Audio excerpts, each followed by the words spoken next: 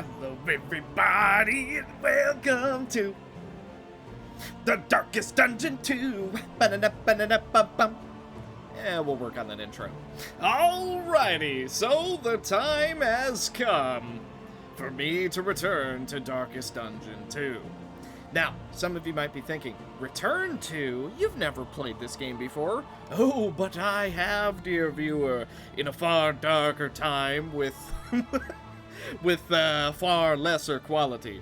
Now, I do still have that playlist laying around somewhere. I'll link it in the description if you want to see my very, very first time playing the game. However, that was literally years ago, and the game has been updated a lot since then, so I'm effectively going into this as blind as can be. Now, there are two modes. As far as I know, Kingdoms is a little bit more like Darkest Dungeon 1. So at some point, we are going to be doing Kingdoms, but first, we're going to be going through Confessions, which is the game initially released with only one, but as far as I know, there is now all of them.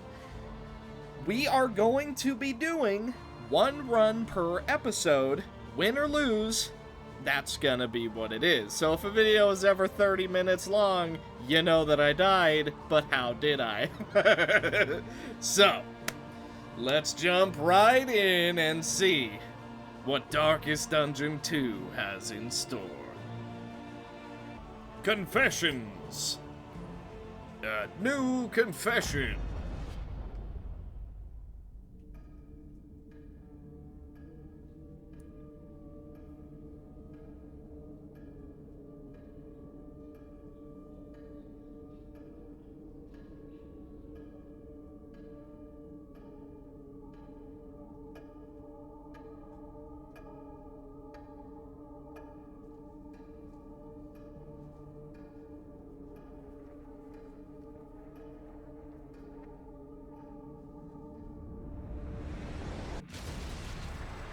Ruin has found you at last. My protege, my friend. Our calculations were correct. The ephemeral equation is unbalanced.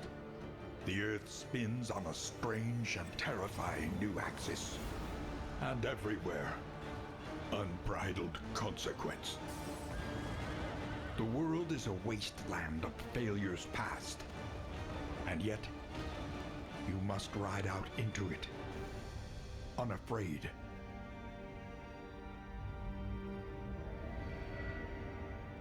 Take this. It is hope, the very last of it. It is yours now. You were bold once. Be bold once more. Free yourself from this suffocating stillness. Fix your gaze on the horizon and face the fearsome truth of the Darkest Dungeon. Cool.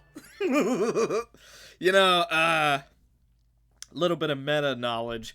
It is kind of, in hindsight, seeing an undead ancestor. You must face your failures, or be consumed by them. An undead ancestor, which I believe Wayne June was his name, the guy who voiced the ancestor.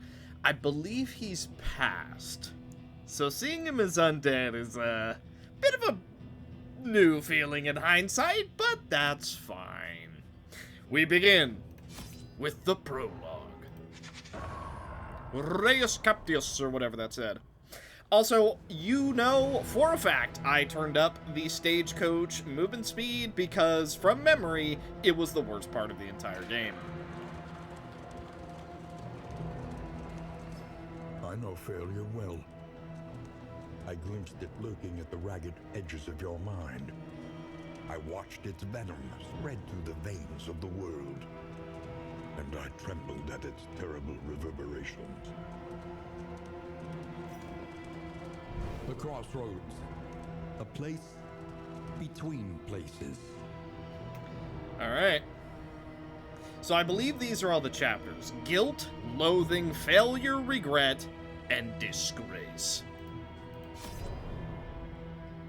At least I think they're all the chapters. I guess we'll find out. 4 heroes will join together on the expedition. Your salvation rides with them. Well, we only have 4 choices at the moment. It also gives us a rundown of what all the characters do, but if you've played Darkest Dungeon 1, you already know what they do. Apparently we can save loadouts or set up a random party. That's kind of interesting. There is also a bunch of DLC, which I do not have, so we're just going to be rolling with who we got. Man-at-Arms goes in the front. Pride. More devastating than the horrors of 100 campaigns. Highwayman goes in slot 3. Hunted. Harried. A fugitive seeking to outpace the past. Grave Robber goes in slot number 2. Avarice slips unseen into the catacombs of the mind. And the Plague Doctor. Indiscriminate science stains the surgeon's hands. The Shuffle. Embark. Oh, I have to hold it. Oh boy. Yeah, you can tell that I haven't played this in a while. The Valley. Alright, so here we go. Onward, and let us hope enough yet remains of the world. Okay, so a couple things of note. We know all of their names: Paracelsus, Dismas, Audrey, and Baristan. That is their canon names, I believe. We have an inventory. Currently, we have 40 relics, which I'm probably going to be calling gold, if I'm honest. Wheels. Damaged when driving on rough routes. Plus 20% traveling heel speed when wheel. When wheel plus... Okay, the more wheels we have, the quicker we heal while just out and about. Gotcha. Armor. Damaged when driving on hazardous routes. Combat start per hero. You gain a chance for protection. Think I understand. On the stagecoach, we can see a bunch of upgrades and items that we can do. Very cool. I don't know exactly what that means, but I guess we'll find out, and on we go. I seem to recall we want to hit these. The bulwark of your denial is giving way. Okay. A lost soul awaits us. They are... You can see all of their resistances in the bottom right. Very weak to bleed and burn, and also debuffing. I see I'm gonna have to battle my cat in between cuts, as well as battle the actual game. So, block. Takes 50% reduced damage from the next hit, and it lasts for 3 turns. Okay. So, we have a chance to get that based on how many shields we have on the actual cart. Okay, I'm with you. Wicked Slice. It hits the first 2 people. Pistol shot. Apparently target when whatever those effects mean. Duelist Advanced. Self, I assume 2 riposte hits, and it also moves us forward. And tracking shot. Target removes and then self removes eyeball. I assume blind. We also have a pass and a move. Good to know. Well, how about we use my favorite move? 5 damage from Duelist Advance, and naturally, we do get a riposte.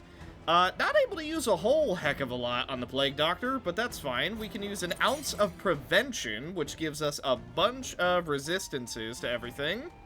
Or, technically, we could go for a blight. Not much else being of use, so let's protect everybody. Oh, we can also see who's going to be going next up here at the top right. Okay, that's quite nice. Ignores block, so ignores the minus 50%. Plus 50% when target is skull face. Ignores, I believe that's guard. Ignores blah blah, plus 50% when there's skull face. Flashing daggers just does damage.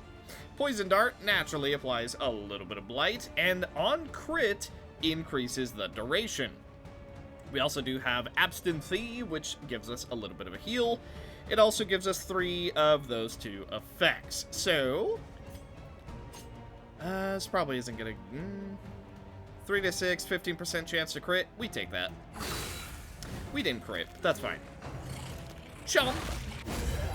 Okay, we do get a counterattack, and now he has combo! And we also killed that one straight out. So, combo triggers an additional skill effect when targeted. Fair enough. How about... Oh, you know what? Hang on a minute. We can get rid of that stress with Bolster. Or maybe I need to read a little bit further than that. Well, either way, we do get combo, and we get a little bit of blight. 4 over 3. He is dead. So, let's see what this does. Crit. Next skill has 100% crit chance. Ah, I see.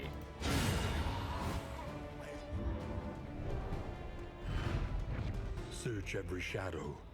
There is a little light here. Candle of Hope. Alter currency, 1 out of 4. And a Minor Bouncer's Belt. Plus 15% healing received from skills, but we are more susceptible to being moved. Are you shaken? There is so much worse in store. Are you shaken from the world's most simple tutorial fight? The Desperate Few. During encounters such as this one, you must pick one of the choices by holding on one of your heroes. Right. Okay, this I do remember. If it's gold, that person likes it. If it's blue, that person dislikes it. So this gives us light and a trinket. This gives us light and a food. I'll take the trinket, please.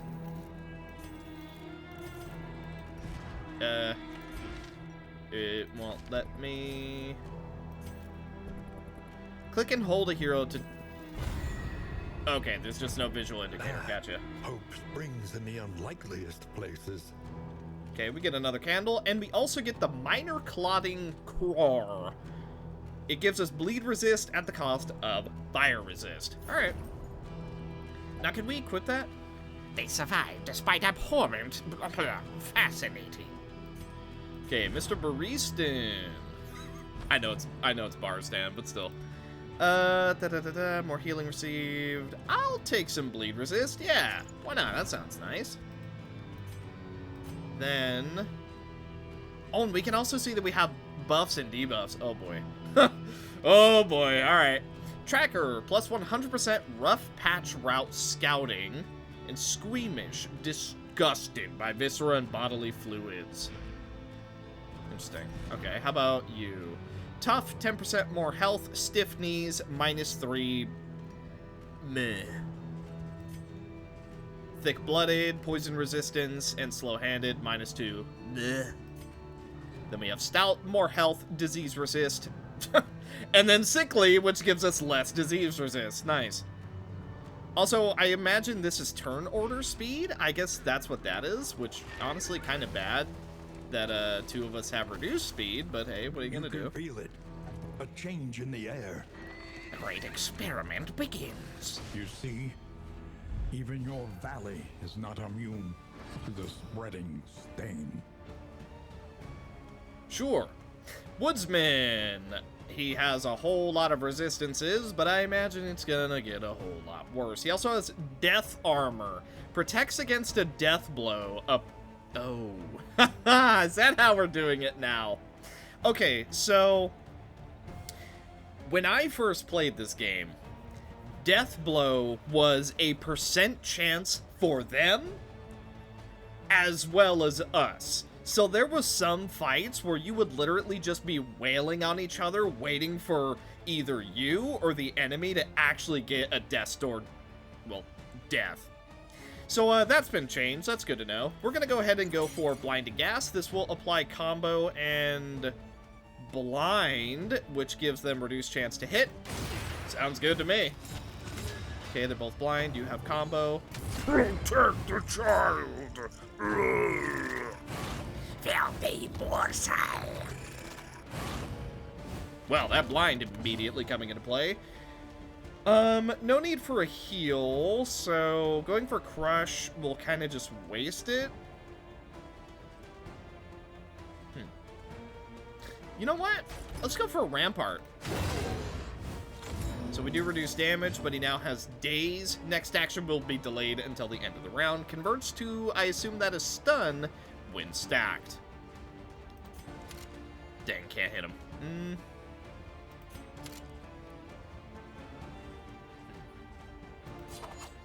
Execution 1. I wonder what that means.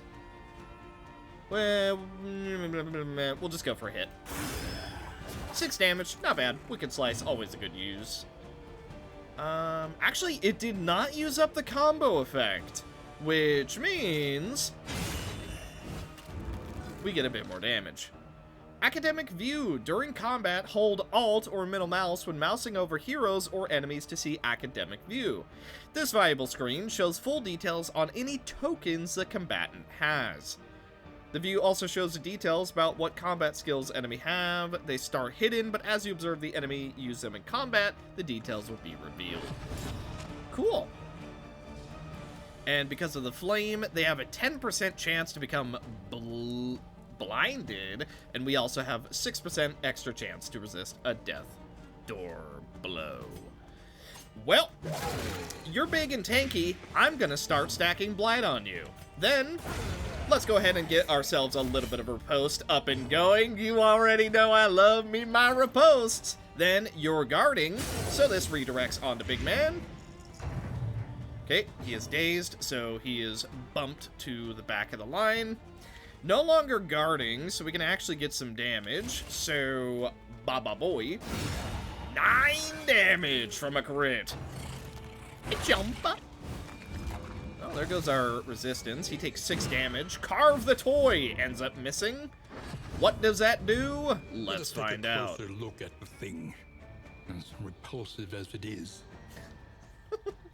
Carve the Toy. It moves you forward, it stresses us out, and it bleeds. Oof. Nasty. Okay. Well, I'm just gonna keep stacking blight. 6 over 2 at the moment. Filthy morsel. Measure out your violence and apply it judiciously. I want to try and eke out the heal. I don't think that's gonna happen. So instead, let's just get rid of him. Okay, now we go for pistol shot. 6 damage. Perfectly fine in my books. Stack the bleed. The blight, sorry. How many times have I said bleed? Carve the Toy going down. We do get a riposte immediately. We are a tiny bit stressed out, but that's fine. He is on death's door. He can resist 1 more, but then he's dead. He's also weak, so he deals half damage this turn. Okay, no more resistance, so he is actually on death's door, so let's take him out. Oh, I prefer that system so much more. Oh! Hope springs in the unlikeliest places. I prefer that so much more than them having an actual death's door resist. Oh man, what a beautiful change. Enemy death armor. Sometimes they have it. Skills and items with the execution property can bypass some amount entirely. Interesting. Milk-soaked linen. It removes blind. Alright. Push on to the inn. Rest and resupply await you. Now that, I am going to throw onto... Yes. Onto our plague. Never mind. Oh, it's over here. It's over here. Right. Okay. There's also relationships and stuff. Yeah, we'll get more into that as we go, I think. All right, onwards. The fact that they let you speed up the carriage is so nice. Is this the inn? I guess so. The roaring heart is wonderful for the weary body. Even more, perhaps, for the restless soul. So, yeah, I wasn't even going to bring it up, but after that, I guess I kind of have to. I own this game on the Epic Games Store. I know, not my finest moment. But, yeah, that's also why I don't own any of the DLC or anything. I bought it when it was only accessible through the Epic Games Store, so, you know, it is what it is. Prologue complete. You found your fortitude at last. Collect what hope you can and end your expedition here. Cool. So, do we just keep all this? I guess. I also don't know if we can actually do anything. I guess we can use these. It's an altar currency. I suppose that's not terrible. Okay, alright. Now how... end expedition. Here we go. Courage glows golden within you once again. Gather what hope you have found and begin your journey anew. Your redemption begins now. Valley completed 2. Regions completed...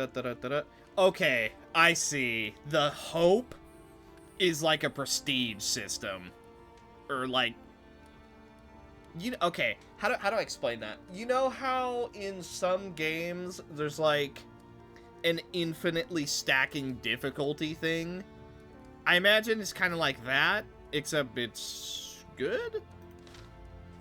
I suppose. Learn from each attempt. Deepen your understanding. And victory will come.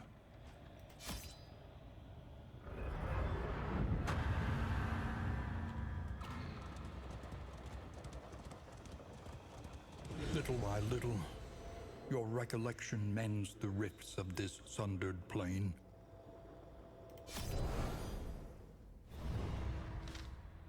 The Altar of Hope. Each expedition you earn Candles of Hope.